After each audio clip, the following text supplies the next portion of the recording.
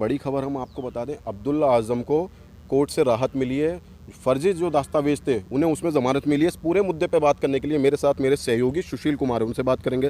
सुशील, क्या है ये पूरा मामला? देखिए, जो रामपुर के सांसद हैं आज़म खान, वो पिछले 1.5 साल से जेल में बंद हैं और उन पर तमाम तरह के मुकदमे लगे हुए हैं। और साथ ही साथ उनके जो बेटे हैं अब्दुल्ला आज़म, उन पर भी जो है कई तरह के मुकदमे दर्ज हैं, जिसमें फ़र्जी जन्म प्रमाण पत्र, फ़र्जी पैन कार्ड को लेकर के, फ़र्जी दस्तावेज़ों को लेकर के उन पर भी जो है केस दर्ज हैं और वो भी जो है वो जेल में हैं। तो आज जो बड़ी खबर निकल कर आई है वो ये है कि अब्दुल्ला आज़म को जो है वो ज़मानत मिल गई है। अब ये पूरा मामला क्या है इसको समझिए। सुप्रीम कोर्ट में ये मामला गया था। सुप्रीम कोर्ट ने जो है ये आदेश दिए हैं सेशन कोर्ट को कि जो पासपोर्ट और 2 जन्म प्रमाण पत्र में जो फर्जी जो डेट ऑफ बर्थडे का मामला आ रहा था, उसको लेकर के जो है सेशन कोर्ट को सुप्रीम कोर्ट ने आदेश दिया है कि इनको जो है वो ज़मानत पर रिहा किया जाना चाहिए।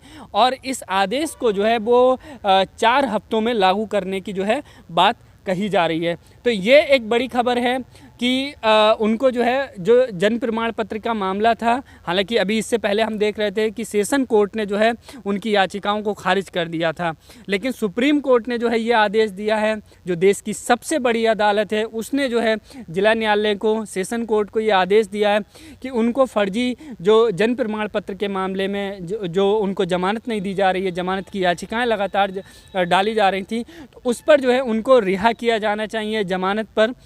और ये मामले, और सुप्रीम कोर्ट ने एक और विशेष बात इसमें कही है कि जो मुखबिर है, जो जिसके आधार पर ये मुकदमा दर्ज हुआ है आज़म खान पर और उनके बेटे अब्दुल्ला आज़म पर, तो उनकी भी जो है वो गवाही होनी चाहिए।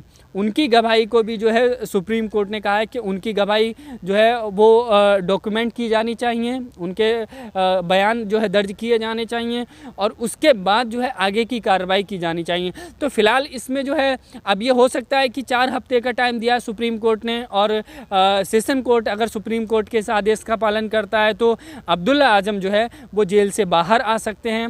हालांकि आज़म खान को लेकर भी जो है याचिकाएँ दायर की जा रही हैं, ज़मानत पर उन्हें रिहा करने की मांग की जा रही है, क्योंकि जिस तरह से उनका स्वास्थ्य खराब चल रहा है उसको लेकर भी जो है लोगों में चिंता है, पार्टी के कार्यकर्ताओं में, आज़म खान के समर्थकों में। लेकिन जो शत्रु संपत्ति का मामला आज़म खान जी पर चल रहा है उसमें जो है उनको राहत मिलती हुई नज़र नहीं आ रही है। और उसी कड़ी में आप देखेंगे कि जौहर यूनिवर्सिटी जो है मौलाना मोहम्मद अली जौहर यूनिवर्सिटी, जिसके संस्थापक हैं आज़म खान जी, जिसके चांसलर हैं, उस मामले में जो है कोर्ट की तरफ से एक के बाद एक नोटिस जारी किए जा रहे हैं और गेट तोड़ने का जो है वो आदेश दिया गया है कि जो वो गेट है वो पीडब्ल्यूडी की ज़मीन में बना हुआ है। 2019 में जो एसडीएम ने आदेश दिया था उसी आदेश को जो है दोबारा से अब कोर्ट भी जो है उसके आधार पर फैसला सुना रहा है और जो कोर्ट को ना तोड़ने की अपील जो दायर की गई थी, याचिका जो दायर की गई थी, उसको खारिज कर दिया गया है। तो ये माना जा रहा है कि यूनिवर्सिटी पर जो है यूनिवर्सिटी के गेट को भी जो है वो तोड़ा जा सकता है। सरकारी ज़मीन जो है वो दावा किया जा रहा है कि सरकारी संपत्ति में वो गेट स्थापित है, लेकिन लगातार उस गेट को बचाने के लिए, यूनिवर्सिटी को बचाने के लिए भी प्रोटेस्ट हो रहे हैं, मांग की जा रही है सेव यूनिवर्सिटी की, और शिक्षा का मंदिर उसे कहने की बात की जा रही है कि जो भी यूनिवर्सिटी अब बन गई है उसको जो है इस तरीके से क्षतिग्रस्त नहीं किया जा रहा है। अगर हालांकि मान लेते हैं कि वो ज़मीन पीडब्ल्यूडी की है, लेकिन एक शिक्षा के मंदिर के गेट को तोड़ना कितना जायज़ मानते हैं आप उसको? देखिए, यही बात सब लोग कह रहे हैं, लेकिन सलीम जी ये मामला अदालत का है, तो अदालत के कोर्ट की अगर अवहेलना की जाती है तो उसके लिए भी प्रावधान है। कंटेम्प्ट ऑफ कोर्ट के तहत आपके ऊपर मुकदमा दर्ज हो जाएगा कोर्ट की अवमानना करने के आरोप में। लेकिन ये बात सही है, एक सामाजिक रूप से, एक तार्किक रूप से ये बात कही जा रही है कि यूनिवर्सिटी जो आज़म खान ने बनाई है, एक रामपुर में एक बहुत शानदार ये काम किया है यूनिवर्सिटी का, और उसके गेट को तोड़कर जो है कुछ उससे हासिल नहीं होगा। और समर्थक जिस तरह से हम लोगों से बात करते हैं वो ये कहते हैं कि जो भी उन पर उसकी जो ज़मीन की कीमत है वो सरकार ले सकती है, यूनिवर्सिटी के गेट को तोड़ने से क्या हासिल होगा, वो क्या होगा, आगे जो बना हुआ है वो पीछे बन जाएगा, सिर्फ इतना ही होगा, लेकिन इसमें पैसा खर्च होगा। और लोग ये भी कह रहे हैं कि यूनिवर्सिटी बनाई है आज़म खान जी ने तो वो एक समाज हित के लिए काम किया गया है, एक एजुकेशन के क्षेत्र में एक बड़ा जो है ये यूनिवर्सिटी जो है एक बड़ा काम करेगी, एक बड़ा योगदान करेगी। ये भी लगते हैं ना कि ये अपने परिवार को बढ़ाने के लिए अपने एक निजी बिजनेस के तरीके से यूनिवर्सिटी को चला रहे हैं। देखिए अब वही है कि हर सिक्के के दो पहलू होते हैं, आप किसी भी चीज़ को किसी एंगल से देख सकते हैं। विरोधी लोग ये कहते हैं कि उन्होंने जो है अपने लिए यूनिवर्सिटी बनाई है, अपना बिजनेस स्थापित करने के लिए यूनिवर्सिटी बनाई है। हालांकि वो देखो हर इंसान की जो है कुछ ना कुछ पर्सनल जो अपेक्षाएं हैं, स्वार्थ है या जो भी चीज़ें वो तो होती ही हैं, चाहे कोई भी हो। एक गांव में प्रधान बनता है तो वो भी अपने आगे तक का स्थिति बनाने की तैयारी करता है, लेकिन यूनिवर्सिटी एक शिक्षा के लिए है। रामपुर के लोगों के उससे काफ़ी हेल्प मिलेगी, मैं समझता हूँ, जो दूर दराज पढ़ाई करने के लिए जाते हैं। हालांकि ये बात सही है कि उससे बिजनेस भी होगा, आज़म खान जी कमाई भी करेंगे, उनके आने वाली नस्लें भी जो है एक उस यूनिवर्सिटी के माध्यम से जो है उनके लिए एक आर्थिक मजबूती रहेगी। लेकिन वहीं हम दूसरी तरफ देखें तो शिक्षा को लेकर भी जो है उसका एक बड़ा योगदान है शिक्षा क्षेत्र में, और उससे रामपुर के आस पड़ोस के जो स्टूडेंट्स हैं जो बाहर पढ़ाई नहीं कर सकते वो वहाँ पर जो है पढ़ाई कर सकते हैं। लेकिन गेट को जहाँ तक तोड़ने की बात है, अब ये कोर्ट का मामला है, अभी ये मांग की जा रही है कि कोर्ट को गेट को ना तोड़ा जाए, तो उसमें देखना होगा कि क्या कोर्ट इस पर और कोई विचार करेगा। नोटिस हालांकि लगा दिया गया है, यहाँ तक कि जुर्माना भी लगा दिया गया है।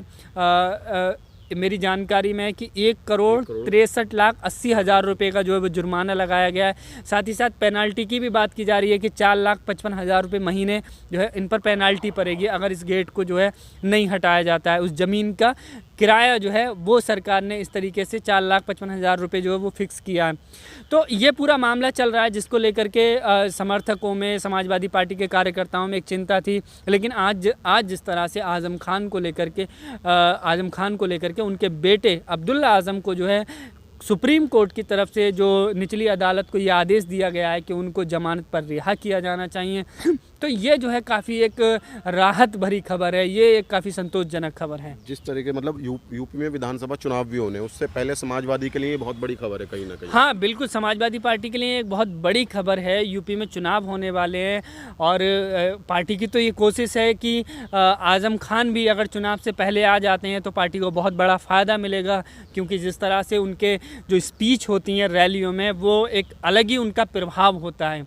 एक दमदार धांसू भाषण के तौर पर जो है आज़म खान जी के को जाना जाता है, लोग उन्हें सुनने के लिए आते हैं, तो पार्टी के लिए एक बहुत बड़ा फ़ायदा होगा। लेकिन दूसरी तरफ ये भी कयास लगाए जा रहे हैं ना कि जिस तरीके से आज़म खान लंबे समय से जेल में है, तो बीमार चल रहे हैं, तो राष्ट्रीय स्तर से अखिलेश यादव की तरफ से खुल के कुछ बयान नहीं आए हैं, कुछ मतलब किस तरीके से समर्थन भी नहीं आए खुल के, तो कहीं ना कहीं एक कयास ये भी लगाए जा रहे हैं ना कि अगर आज़म खान या अब्दुल्ला आज़म जेल से बाहर आते हैं ज़मानत पर तो कुछ सत्ता में भी कुछ परिवर्तन हो सकता है, मतलब उनका रुझान कहीं किसी और पार्टी की तरफ भी हो सकता है। देखिए ये तो अभी नहीं कहा जा सकता, लेकिन आपने समर्थक तो लगातार यही कह रहे हैं कि हम आज़मवादी हैं, आज़म खान जिधर जहां जाएंगे वहीं हम जाएंगे। लेकिन मुझे नहीं लगता कि अगर वो जेल से बाहर आ भी जाते हैं तो वो पार्टी से अलग हो जाएंगे। इससे पहले भी मतभेद रहे हैं। हालांकि ये बात सही है कि अखिलेश यादव जी उतना नहीं बोल रहे हैं, दूसरे लोग जो हैं, जो उनकी कम्युनिटी के लोग हैं, वो ये सवाल खड़े करते हैं जो दूसरे राजनीतिक दल से जुड़े हुए हैं या किसी और नेता के साथ में हैं, और ये चीज़ हमें देखने को भी मिलती है। अभी हमने जिस तरह से देखा कि 2 दिन लगातार अखिलेश यादव ने प्रेस कॉन्फ्रेंस की 1.5 घंटे की, उसमें एक शब्द भी उन्होंने आज़म खान के लिए नहीं बोला, मोहम्मद अली जौहर यूनिवर्सिटी के लिए नहीं बोला। इसीलिए कयास ज़्यादा लगाया जा रहा है। विपक्षी पार्टियों के नेता लगातार जा रहे हैं। अभी कुछ दिन पहले फरहान जुबैरी MIM के नेता अलीगढ़ से आए थे तंजीम फातिमा से मिलने। हाँ, जाहिर सी बात है जो विपक्षी नेता हैं, ख़ासतौर पर असदुद्दीन ओवैसी जिस तरह से यूपी में चुनाव लड़ने के लिए आ रहे हैं, तो उनकी ये आकांक्षा, ये कोशिश ज़रूर रहेगी कि जो आज़म खान के साथ वोट है या जो समाजवादी पार्टी के साथ में मुस्लिम वोट है उसे किसी भी तरीके से हम अपने साथ में कर लें। और उनके लिए ये सबसे बड़ा एक पॉइंट मिल जाता है कि आज़म खान के मुद्दे पर अखिलेश यादव खामोश हैं। देखिए, तो ये हमारे कौम के नेता के लिए खामोश हैं। इस तरह से जो है बातें कह के जो एक मुस्लिम कम्युनिटी की तरफ से जो है एक उनको जो है उसे उसका फ़ायदा जो है मिल सकता है।